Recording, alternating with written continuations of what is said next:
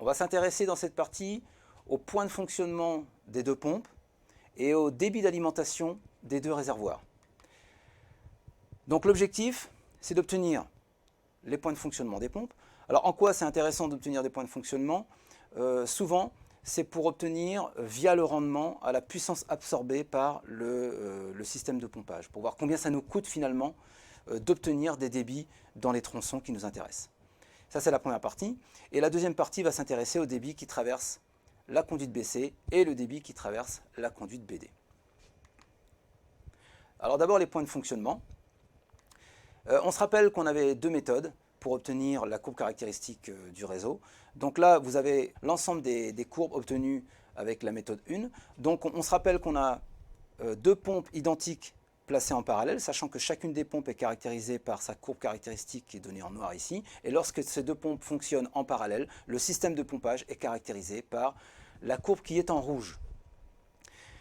Le réseau hydraulique, lui, c'est-à-dire le système à alimenter, est caractérisé par cette courbe-là. Donc pour obtenir les points de fonctionnement des pompes, il faut d'abord regarder le point de croisement qu'il y a entre le réseau à alimenter et la courbe caractéristique du système alimentant, qui est ce point-là. On remarque du coup que le débit finalement qui va alimenter tout le réseau est égal à 145 litres par seconde, sachant que les pompes ne sont pas traversées par ce débit-là, mais la somme des deux débits donnés par les deux pompes va donner ce débit.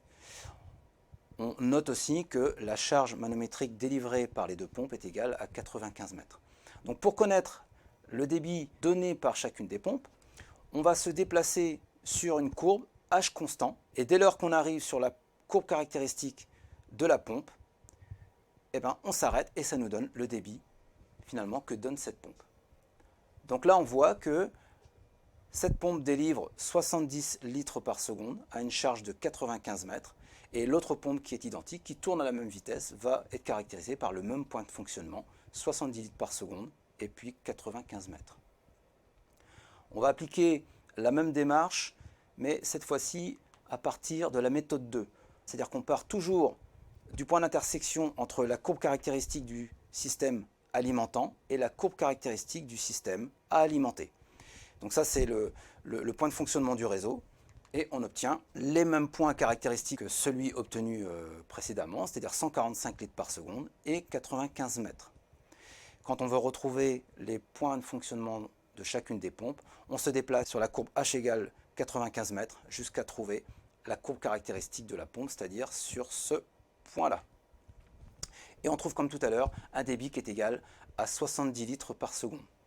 Donc là, on connaît les points de fonctionnement de chacune des pompes. Maintenant, on regarde les débits alimentant les réservoirs. Alors on commence d'abord par la méthode 1. J'ai tracé par rapport à tout à l'heure la courbe caractéristique des deux branches en parallèle. On va voir qu'on aura besoin d'utiliser cette courbe pour trouver le débit qui traverse la branche BC et celui qui traverse la branche BD. Donc on s'intéresse tout d'abord au point de fonctionnement du réseau qu'on a vu tout à l'heure et qui nous donne un débit qui est égal à 145 litres par seconde.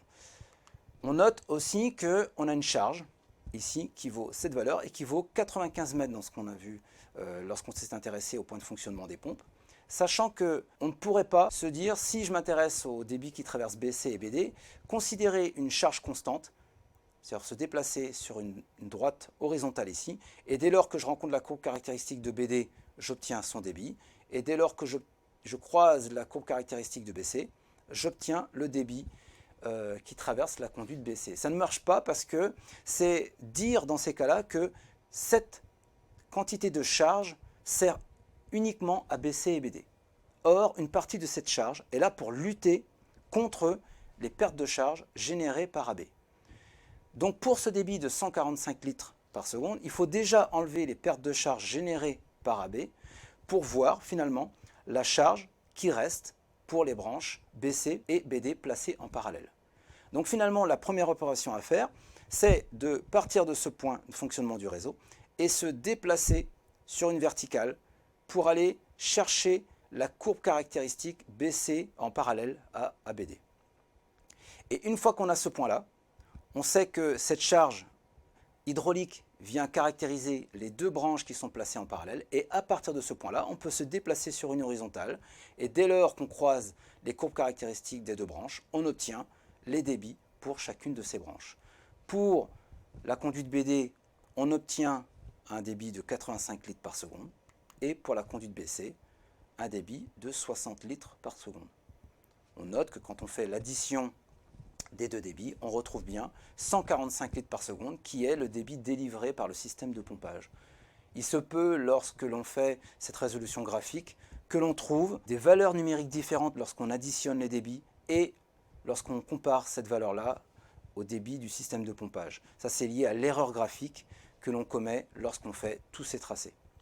Ce qu'on veut de toute façon, c'est avoir au moins un bon ordre de grandeur de ces débits. Si on ne tient pas compte du point B, on a des tracés différents, mais le principe c'est le même. C'est-à-dire qu'on va d'abord s'intéresser au point de fonctionnement du réseau, qui est l'intersection entre la courbe du système alimentant, qui est en rouge, et la courbe du système alimenté, qui est tout en haut, sachant qu'on a une partie de cette charge qui est là pour contrer la petite perte de charge que vient générer AB. On est obligé d'abord de descendre sur un débit constant jusqu'à trouver la courbe BC parallèle à BD. C'est ce qu'on fait ici.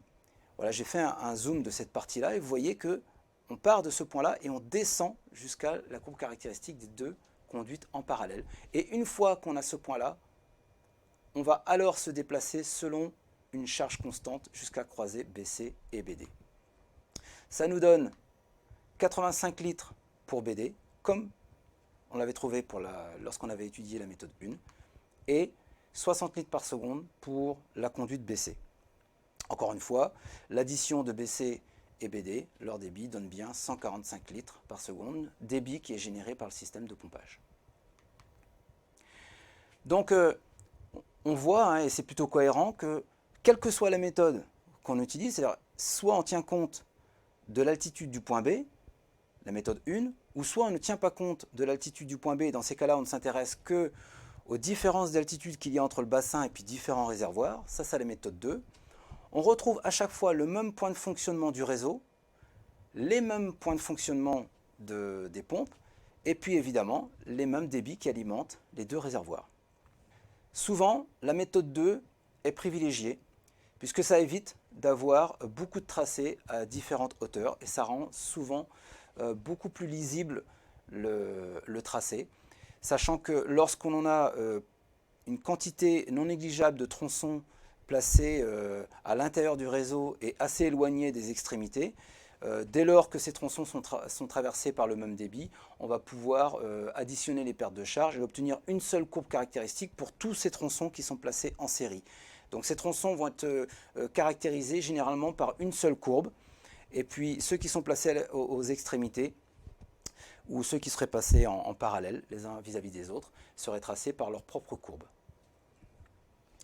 Voilà, donc dans cette partie-là, on a vu comment obtenir le point de fonctionnement des pompes, et on a vu comment obtenir les débits qui traversent BC et BD, qui alimentent les réservoirs 1 et les réservoirs 2.